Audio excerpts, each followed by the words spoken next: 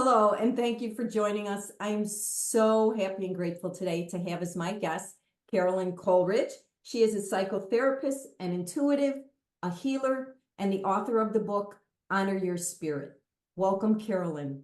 Oh, thank you so much for having me. It's been an honor. Thank Thank you you. for being here. Now, before we get started, I do have to say, I believe your mother is a heroine of She Did It First.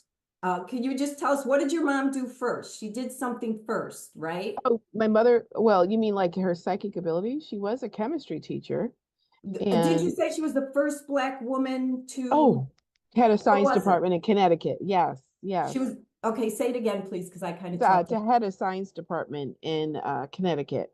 All So right. she was, yes, she was a chemistry teacher and biology and a little bit of physics. But and actually her boss was actually John Mayer's father, the singer. Oh, Dr. Mayer was her boss. And then she became the first one in Connecticut. Yeah. And she got an honorary degree from Yale for helping teacher, an honorary degree from Williams, Teacher of the Year for helping students, minority students go to, and women go to medical school. Yeah. wonderful. Thank you. And what was your mother's full name?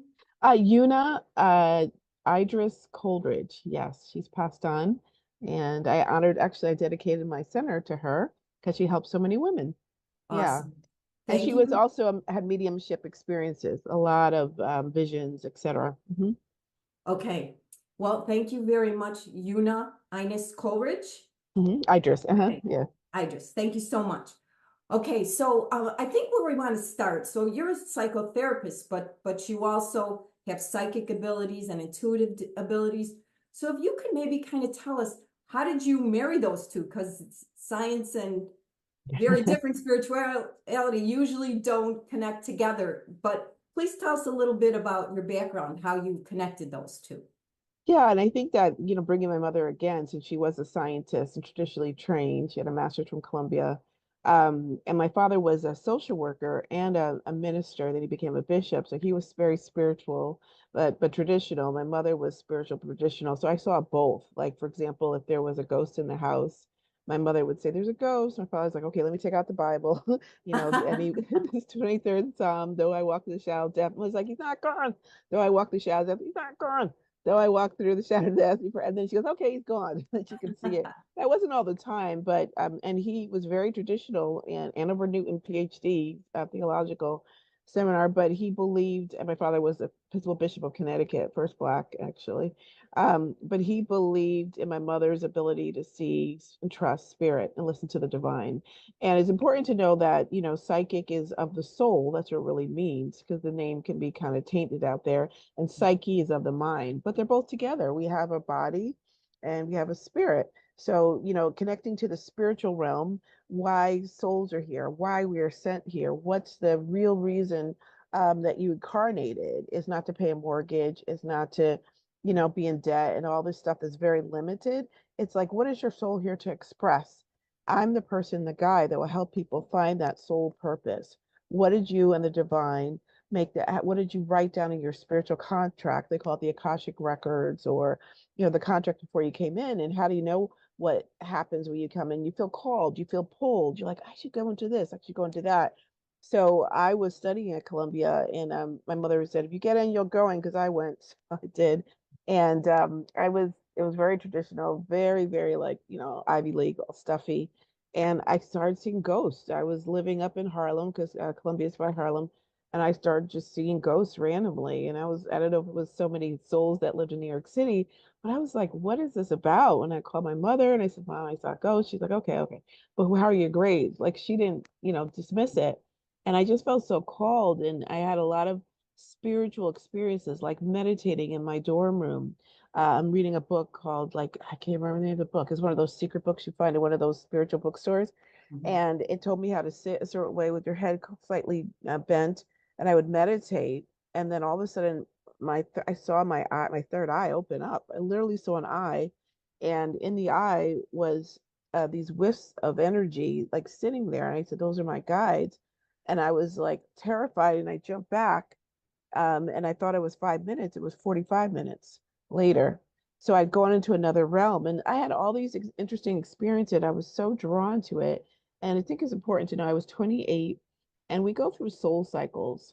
there's 7 year cycles that our soul like kind of measures to grow and learn, just like 7 layers of skin, 7 wonders of the world. Seven is a very high spiritual number of the seeker. So if you even think of a clock, and then think of age 7 is when kids they're not as, they're more their personality is there, and less of their spiritual, they're the cute and cuddly, like they're more formed. 7 more years is 14, and that's considered what, high school. 7 more years is like a clock is 21, and that's considered adulthood. When the clock strikes 12 is 28, and around that time the planet Saturn comes in. It really hits at 29.5 to 31, and all these issues, challenges come up to get you back on track. What are you here as a soul to do? So it may be problems with relationships, career, purpose. It might be a marriage you leave, all these different things. What am I here will push you. Saturn, they consider it Satan, but not negative, meaning like pushing you towards the light, the darkness pushing you towards the light. And right before 28, there's something at 27 called the lunar return. So the moon like kind of mirrors it before, and that's like the moon in like the tarot deck is what's buried, what's underneath. And a lot of things will come up at that time too. It could be a very, very challenging time right before the 29.5 comes up. So if you think of all those rock stars who died at age 27, Amy Winehouse's movie's coming out. She was 27. Kurt Cobain, Jimmy Morrison, Diane, what is her name? Jim Morrison. Um, I can't think of Diane. Janis Can't think of her. Joplin? Why am I thinking Diane? Janis Joplin. Thank Yeah. you. Yeah. And then also Jimi Hendrix. Yeah. And so they all died at 27. It's like they call it the 27 Club, and that's their lunar return. So that's a very, very heavy time of the soul. And a lot of people seek therapy at 27, but also at 29. And every 7 years it comes up. So you said mid 30s, if something may have happened like 35, so it just keeps pushing Oh, you because we are a soul and we're here to grow and learn. And those are markers in our lives. So at 28, I knew it was a Saturn return. I had to find it out. I did research because I felt so heavy and they would not leave me alone. These ghosts, they would push my bed. They would talk. They were friendly. They were out. They were, Casper. They weren't scary. They were just like sitting chatting. I was like, this is like afterlife therapy. I'm trained to be a therapist, and these ghosts are chatting. And then what happens is you start going deep within your soul at that time. If you're trained, it's easy to get depressed and maybe feel suicidal and maybe overdose or maybe, but if someone's there to say, no, no, no, what does your soul want? And that's choosing your heart over your mind. And there could be pushing little things that push you. It could be a divorce, it could be a job loss, it could be a health crisis. These are things to get you back to why are you really here. So then I started studying about healing and energy and to learn how to protect myself so the ghosts weren't bothering me all the time. I learned how to work with it. And then I was quiet and silent and I would study my traditional therapy, but then I would still do, like, I started training at the Edgar Cayce Institute on the weekends, learning about how to do readings, and I was just drawn to that. I would go to a spiritualist church and sit in a circle and learn how to do mediumship because they were coming to me before I was even interested in it. And then I would go to a spiritualist church. It was actually Unity in Lincoln Center. It was Eric Butterworth's church. He's long passed on, but he's a great spiritual teacher, Unity Church. And I would go in Midtown and I would just start learning and learning and learning. And I felt my soul felt filled. I felt better. I felt this is probably what I'm here to do, but I didn't put into those words till years later. Because if you hear or see things, you're considered psychotic, and that is not good to tell your supervisors when you're working, and you're studying traditionally trained work. But I really listened to my soul over my mind. My parents did it, I was doing it, and I just waited and I started dialoguing with the universe, reading Louise Hay's book, You Can Heal Your Life. And I said, this makes sense. This totally makes sense. It's like in the recesses of my mind, I said, yeah, we're here to grow and learn. The universe gives us signs, there's messages, and just pay attention to that. Like I give you a little example. Like I was saying, well, why is this happening right now? I'm 28, I'm at the most conservative school, and I would go out in Manhattan, going to my, internships. And I kept asking, I'd go, they say, ask out loud. So I asked the universe, why is this happening right now? And then somebody would come up to me just randomly and say, excuse me, do you know where the World Trade Center is? I would send them. Do you know where Chinatown is? I would send them. I said, oh, yeah, because I was living in New York, so I knew the city. Do you know where downtown is, or, 34th Street, or, Times Square? I would send them, send them, send them. So one week it was 5 people. Okay. Next weekend it was like 10 people. Okay. The next weekend it was like 12 people. Every weekend, people just come to me like a beacon. And I'm not a traditional New Yorker. It was like, why are they coming to me? I was a social worker. I had a kind aura, probably. But then what I kept asking the universe, what am I here to do? 18 people came up to me. Even my friend with me was like, that is weird. Like, that is totally crazy. And I said, why am I here? And we both looked at each other. And I said, oh, I'm here to help people find directions. And then nobody else came up to me. And the universe literally sent me something physically, because I was picking up the New York cynical, I want to see it, prove it to me. And they literally came to me after that weekend. Not so many people came up. I maybe one or two, but the message was heard, and there was more messages to come. So there were a lot and then I started using New York City as a great place to train as a medium too, because it's so hardcore there. Because the skepticism makes you get really strengthened in your spiritual growth and development. So sometimes I would get like overwhelmed with. I did a 24 it was 24-month program. No, it was 16 months. So it was really accelerated program because I didn't get into the first one. So they said, we have a special program if you want to do it for 16 months. So it was really intense. Internships, writing papers, studying, all these different things. And I would be, complaining. My mother's like, you're at one of the best colleges in, the United States. Stop complaining. And I would, um, and whenever that happened, I would see um, a blind person in New York City with their cane. Doop, doop, doop. I'd be almost running into them in the subway. I would be, at a traffic stop and there's like, taxi would go crazy there, and I'd almost like be right next to them. I would turn to be somebody coming out of a store, and I would always see a blind person.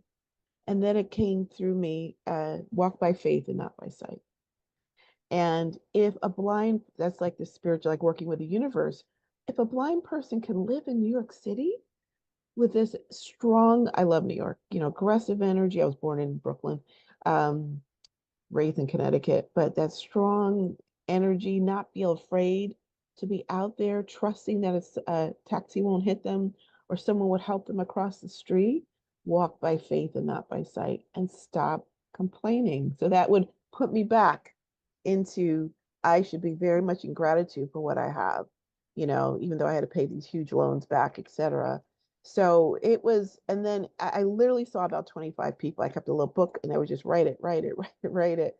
25 blind people. And there were other ones when I was like, well, what am I supposed to do with the spirituality?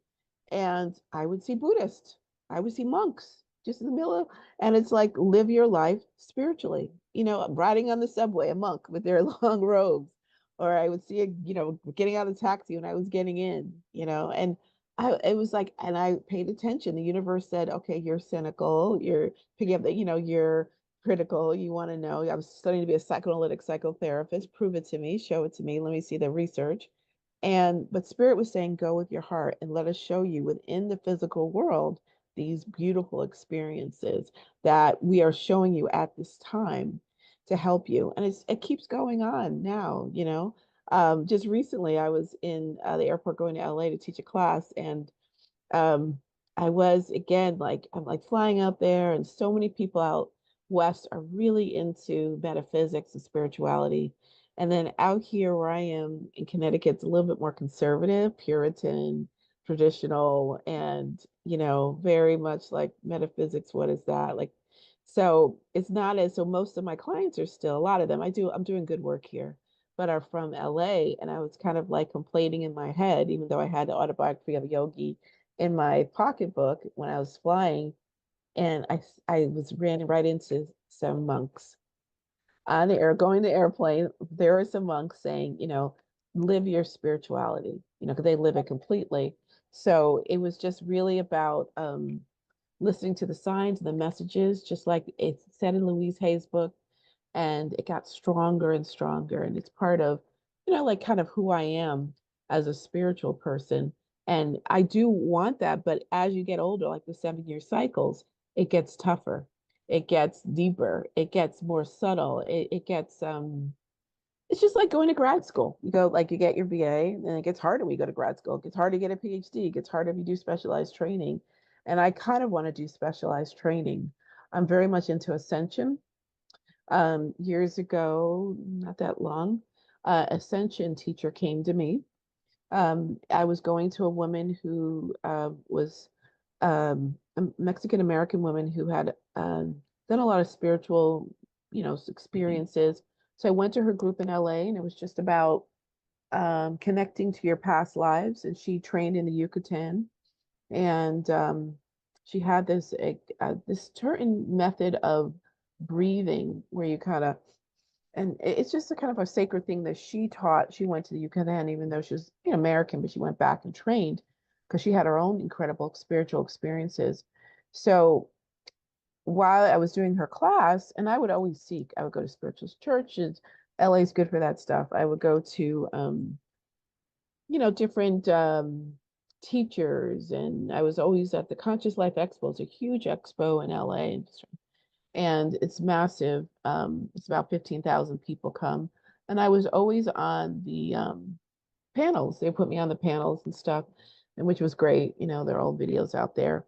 So, and I went to her class, and then at the back of the room, I was very cognizant, very aware, and I saw this high being, like he looks Egyptian almost, and he had a turban, and he said, "Hi," big signs over his head. It was funny. I'm Serapis Bey.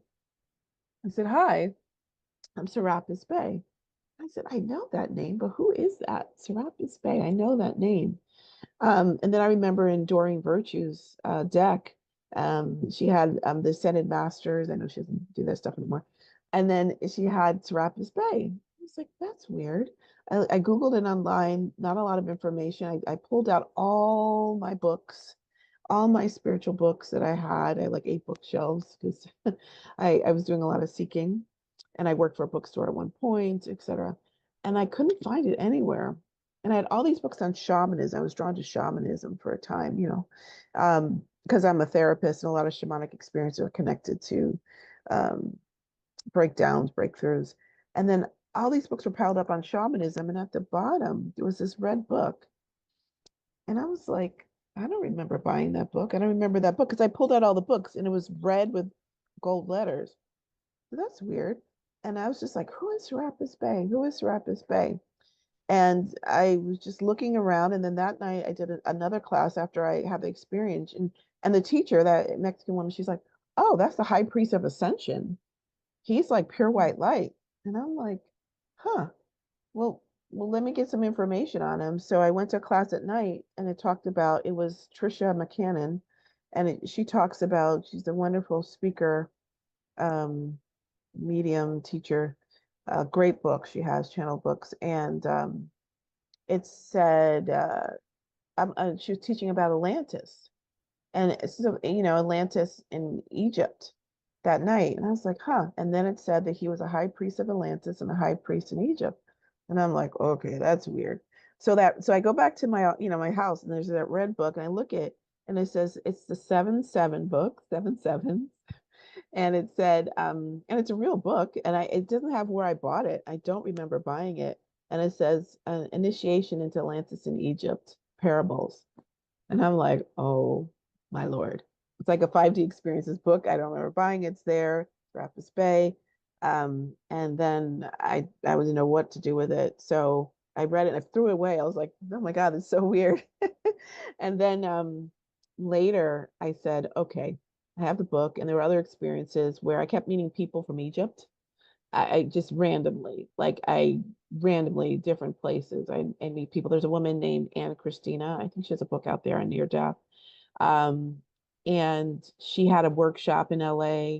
So I went to it, and she was talking about 222. I kept seeing numbers, and that was connected to her. She said that the Holy Spirit came to her, and she's very fair. She almost looks like you know, light hair.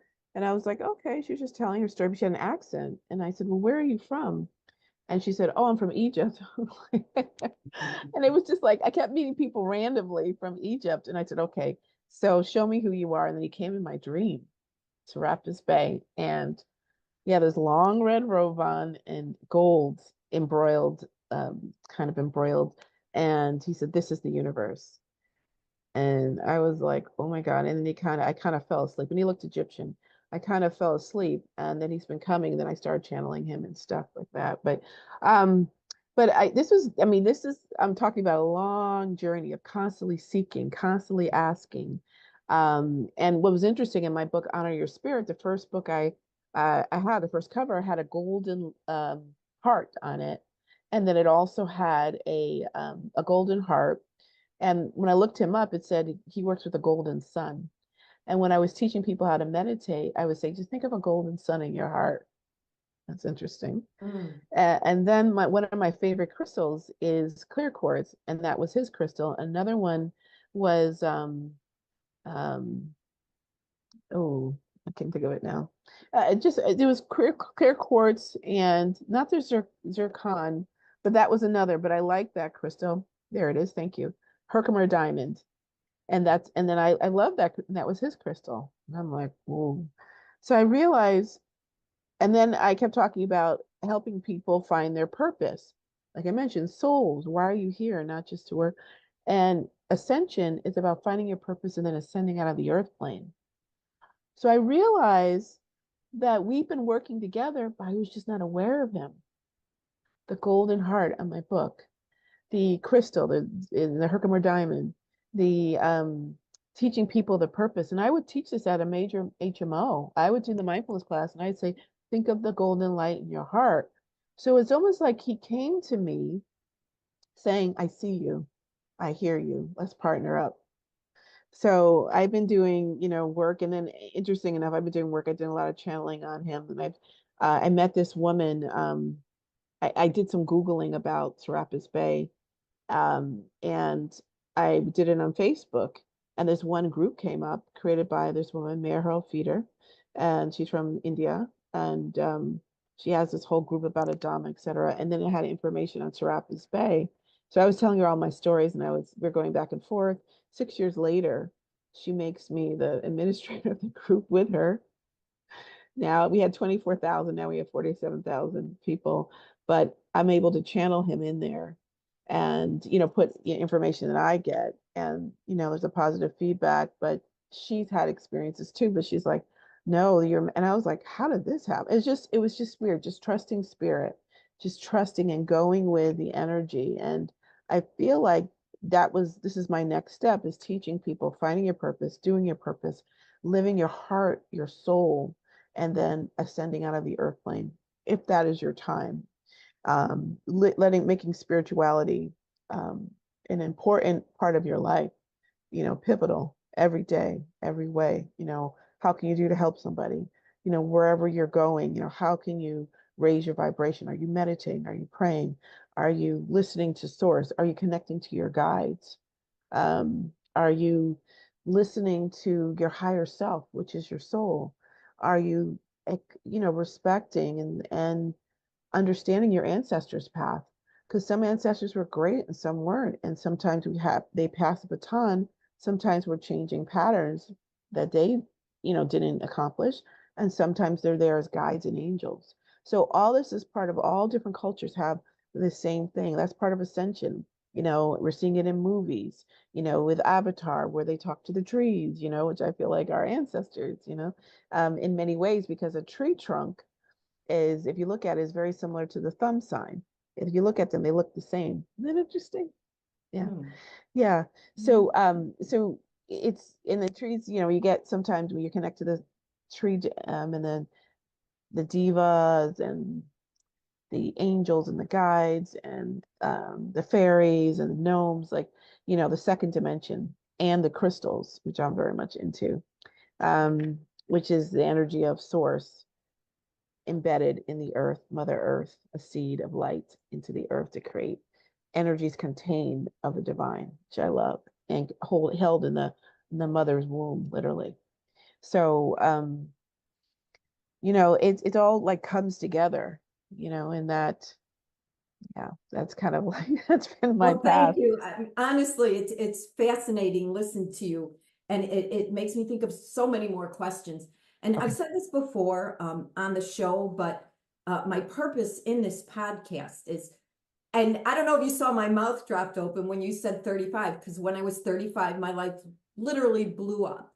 Wow. I was in the hospital having major surgery. My kids were 10 and 16. I had just had this operation like 2 days before, and their dad left for work and was dead within 45 minutes. So I'm Oh having my surgery. I'm gosh. trying to recover from this major operation. Oh my And then I get gosh. this phone call, so I have to get out of the house. It was just nuts. But so I started Oh going to a wow. silent chapel. I was Mm. very religious, very traditionally Catholic, went to church every morning, confession, taught CCD, everything. So because I was in so much pain and I didn't know where else to go but to God, and then I was evolving out of traditional religion, and Mm. it was beyond scary. I was terrified. I thought this has to be the devil. This can't be true. I Mm. would walk the halls at night of my house, wringing my hands while my kids were asleep. Please help me. Please help me. I'm losing my mind. Mm. So the reason I wanted to do the podcast is because I do believe there's a huge evolution of spirit happening right now. I think it has a lot to do with the divine feminine, which is a question I'll ask a little further down the road. But anyway, so I wanted to have women talking about their spiritual paths, so it won't be so scary. It will be more normalized to step out of traditional religions and just follow our spirit and our souls where they lead us. Mm. And I heard you say something in an interview that I love about scared and sacred. Can you kind Mm. of expand on that a little bit? Oh wow. Let's see. Well, it's interesting because a lot of times when we have to grow spiritually, and I'm so sorry for your loss. That is, Oh, thank you. I yeah, was 35 a long time ago, that's but yes, okay. But that's thank you. I that's one of those appreciate big that. soul wounds. Yeah, That yeah, it is, definitely was. because you're so vulnerable when you're in surgery, and then to hear Yeah. that, yeah, you have to heal. So and also stories like that, then you're like, oh, that's a high calling, that's a higher soul that had that experience at that time to sorry had those experience at that time to be able to like you have to have the strength to go through something like that, in the sense an younger soul wouldn't have chose. Then there's certain belief systems that we choose our paths, okay, or choose them ahead. Now, choosing a path, and I'll get back to sacred and scared because it kind of makes sense. It goes along with it. Choosing our path as a soul is very different than choosing your path as a personality. When we're souls, everything is perfect and love on the other side, and we're like, I'll do that, I'll do that, I'll do that. I'll help other women with a Her Story podcast down the line, and but as a when we're down here, we're like, hell no, I'm not doing that. And then pun intended, no, but but also it's hard because so whenever you have a higher spiritual calling, it can be very scary. It can be very scary because it pushes you out of their limits of the containment of the earth plane, which is very one dimensional, maybe 3D. Okay.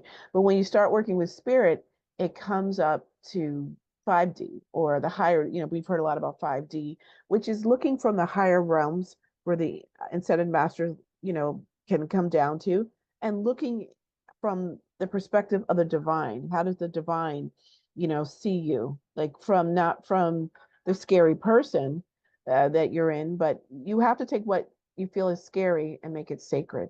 Okay. It's still like people say, this was so hard. It was such a sacrifice. There's that word again. You got to make it sacred. So if you have a sacrifice that you had to make, like as a mom, a single mom, then, and it becomes a sacred journey to open up to your spiritual gifts. And that's when you start calling in your ancestors, your guides, you connect to God. A lot of these things are set up for us to go back to the divine and to say, because a lot of times we don't look up unless unless we're really desperate. Help me. And a divorce, death, illness, all that. And you had, two at the same time, so then we'll look up and then we'll get the spiritual energy of grace, of God giving us, something that we need, another gift, another experience, a job that we may need, an opening, dreams that come, premonitions, gifts of spirit. So, and that could be being a good counselor, it could be being a minister, it could be being a healer. Once you get to the point of healing and helping others, if it's through a podcast or a counselor or a doctor or helping somebody just cross the street, being a doorman, a wonderful doorman, that is when you're doing God's work. And that's what we're all here to do. But unless we get like, hit upside the head, we don't remember that because we get so involved in the earth plane and all these other things. A lot of the stuff that goes on here are distractions from our true path. Like, so that's how you make what's scary sacred. You call in the divine, you call in your angels. Angels are free. They're just sitting around, blah, blah, blah, blah, blah. And you call them in and they'll come and help you. You call in your ancestors. What did my ancestors learn or didn't learn? You call in ascended masters, which I didn't even know I was doing. I call in the archangels a lot. When I started seeing ghosts, I was taught to call in the archangels and surround myself with light. Because then the ghosts, if there's so much light, the ghosts don't come because they're stuck on the earth plane. And when they see that light, they'll run. So that protects my field. So so as I call them in, every time I go to a hotel, I call in because there's a lot of ghosts in hotels because they hang out with stuff that goes on there. So every time I go to hotels, I call in the archangels. When you go to sleep, that's when you're most vulnerable. So now I lay me down to sleep. I pray to the Lord my soul to keep. If I should die before I wake, I pray the Lord my soul to take. That's the most sacred time. So because you're going to sleep and you leave your body, you go up to the other side, you look at your book of life, and you're like, oh, I'm supposed to do that. That's deja vu. I'm supposed to do a Her Story podcast. Oh, that looks familiar, and then you come back down and you're like, how do I do it? So it just starts coming to you. And that's why people are like, I remember this. This is like deja vu already seen because you saw it in the book of life. So all these things, and sometimes when you come back in your body, and you may not have said your prayers, some people get sleep paralysis and they're like, they can't move and they see a dark being. And it's because they didn't pray, because there are other lower entities that want a body. That's the one thing we should know is spiritual. Getting a body is very sacred. When you get a body, you come to earth, you grow a lot. You grow so much more than you do flown around in heaven. You grow so much through conflict, through contrast, through taking what's scary and making it sacred. Like the great example, a lot of examples out there, mothers for drunk driving, losing your child. And she created this whole organization that helps other people. That's why I love like self-help groups and other groups and gathering people around.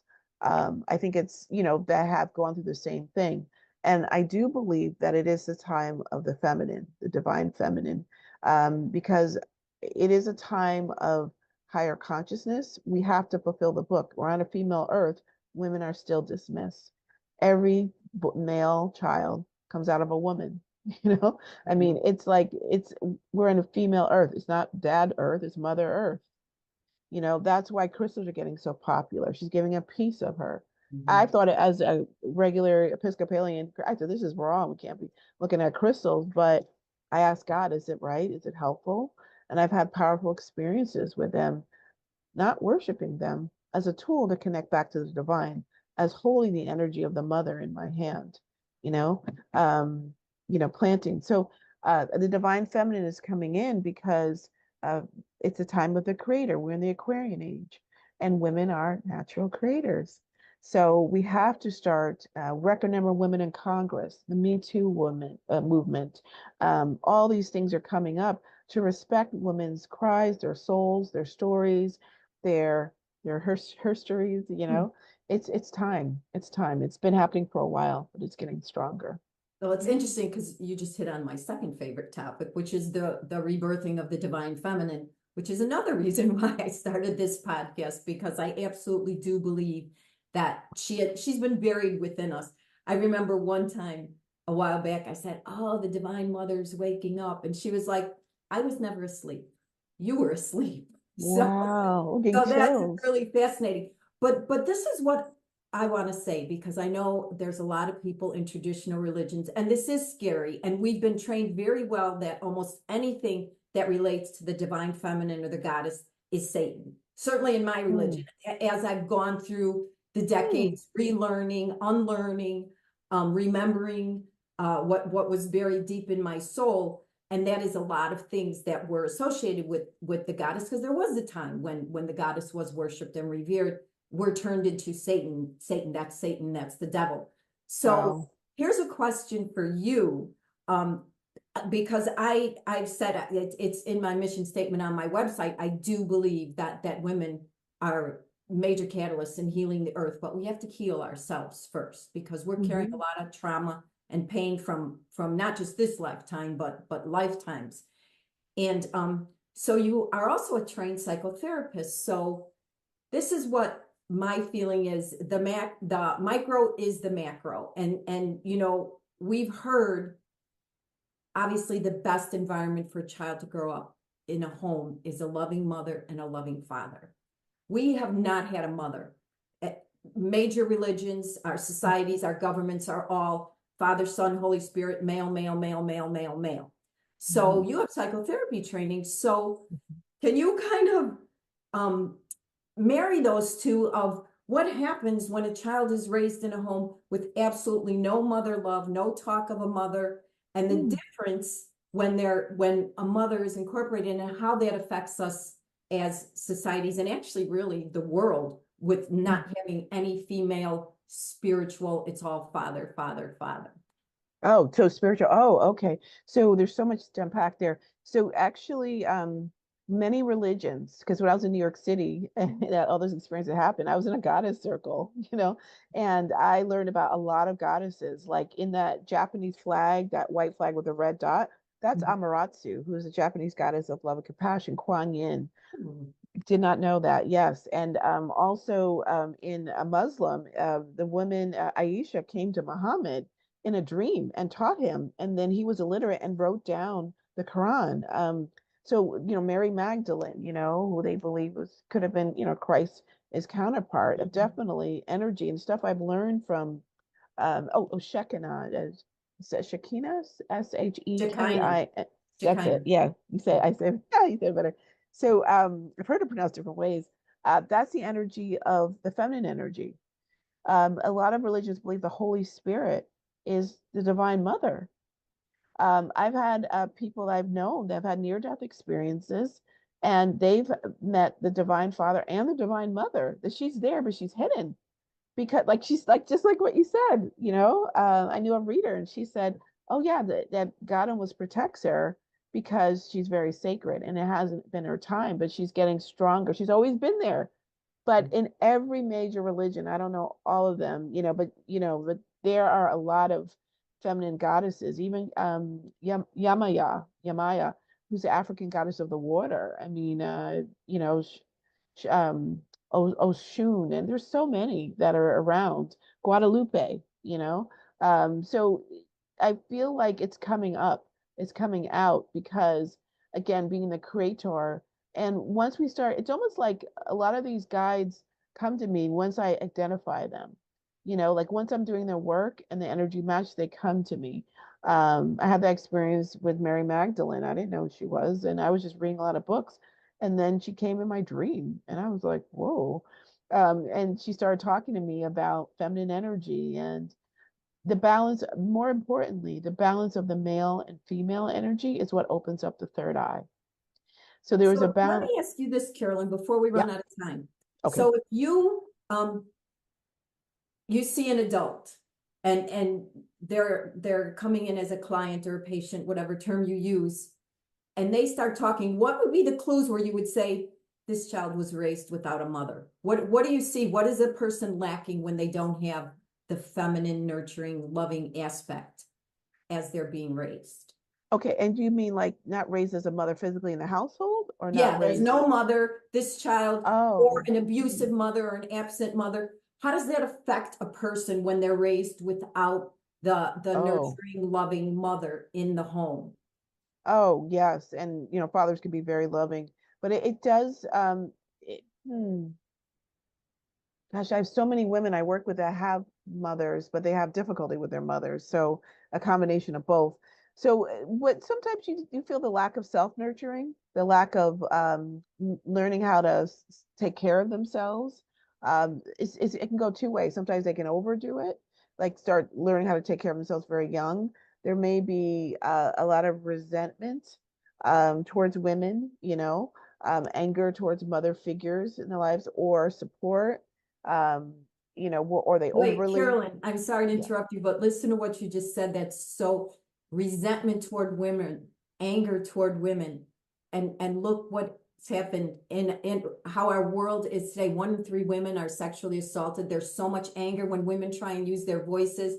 There's such a huge, and I think that's kind of where I'm getting to, because I don't have the education. It's just kind of a feeling I have that Mhm. what we see manifesting in attitudes toward females stems from there being no divine mother that we're Mm. taught regularly. And I know there's Eastern religions that have it, but traditionally Christian religions, Jewish religion, things like that. And that's kind of, that was my point. And you just said it perfectly, that that's what's missing in our society, and that's why there's so much anger and resentment toward women. Is it's like a kind of like, where have you been? Where, Yeah, is that correct? Am I on the yeah, right curve? no, absolutely. And what I've known, and there's another part being from Catholic, et cetera, is that working out here, there's a lot of people into witchy stuff, which is not always negative. And the Catholic Church allegedly took out. They wanted men were high were gaining the properties when they were, but women were living longer because they work with the plants in the community and the food. So women lived longer. Women were inherit the properties. The church lost a lot of money. So what they did is they allegedly, it's going to be controversial, they wrote into the Bible to take out, they say that Jesus was partner and that he was celibate and that he wouldn't have, and the natural ability to create life, through is very sacred. So I think that backed up, maybe that's why there's so much abuse in the Catholic Church, but also the women didn't have places to live. And I think it was around the 1500s. So the women went to live with each other. They were homeless. They were scorned. They didn't have a husband. They were property and they lived with each other. And that's where covens came from. And that's how they lived with each other and they did prayer circles and they worked with the moon cycles. It's really important to know that there's used to be 13-month calendar. Women have 13 periods and 13 is considered an evil number. There's 13 full moons a year. Moon means mother, by the way. Moon means menses. And women, we incarnate into the mother, into matter. Matter means mother. So this was all part of the divine, orchestration of what we're supposed to do that was taken away. And then, Grimm's fairy tale and all these other books, they wrote about the wicked witch in the woods and the mean mother and, Hansel and Gretel, that she wasn't there. That was all propaganda to negate women's power to create just like the divine. So does that help? Did I answer the question Yes, in that yes, way? I love that. Thank Yeah. you so much.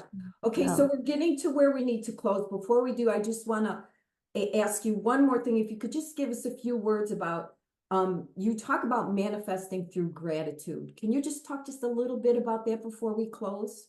Yes, everything we create is through frequency.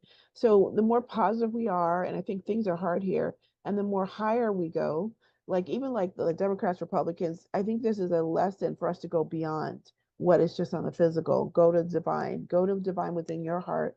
And the more that you have a frequency of love and compassion and gratitude, knowing that if you believe that as a soul we came here to grow and learn, have gratitude for the experiences could be so painful, getting a major disease or something. But, if you're happy about certain things or the little things, just like walk by faith and not by sight, keep reframing things, your frequency raises and then more comes to you. So you're able to manifest because as everything is a copying, like the more you start, meaning that the universe copies what we put out there. It's a copy. We're an energy frequency. We're a radio sensor, radio waves. So if we put out negativity, that can come back. Now I'm not saying bad things happen to people because of that. Sometimes things are preordained, but if we can start saying, okay, thank you for this, thank you for that, our frequency gets higher. The angels are in gratitude. We're more connected to the ascended masters. We're more connected to the higher beings. We're more connected to more good coming in. Because with that gratitude comes the energy of grace. That's the divine being able to come in when we least expected, things that we couldn't even ask for, things that that's why we're gracious. Be gracious, gratitude. It's all the same frequency. Gracious, thank you. Thank you for giving me this food. Thank you for that. It's all about understanding the energies, our frequencies, and that we can manifest from a higher frequency if we, work with the energy of understanding universal law, universal words, and how we create with our words and with our energy. That was beautiful. Thank you so much. And I did say thank you this morning because as soon as I woke up, I got the hit that we were on different timelines. And usually Ah, I mark that down and I missed it. And I contacted you. I was like, what time is it right now? And I realized that I had to adjust my time schedule. And I said, thank you. Thank you for letting me mm, know that, or I would have missed this. And I'm so incredibly grateful to you. This has been so informative and inspiring. And so for the people watching and listening, how can people get in touch with you and learn more about you or experience your work? thank you. Yes, thank you for having me because this has been fun. I really enjoyed this energy and this connection. Intuitivesoulhealing.com is my website. If you Google me, I come up. Also, I'm on Insight Timer app. You can download that. I have many meditations for free on that. You can follow me on there, Insight Timer. On Instagram, it's Conscious Creations, Conscious_Creations, Connecticut. And I post classes there. And yeah, and follow me on Facebook too. I have a group, How to Work with the Universe. But I think Instagram is where I post the most right now. And then also my website, if you want a consultation reading, I do mediumship, healing, readings, and shifting beliefs with theta healing, a powerful belief system. So yeah. Okay, well, thank you, Carolyn Coleridge. Thank you for having me.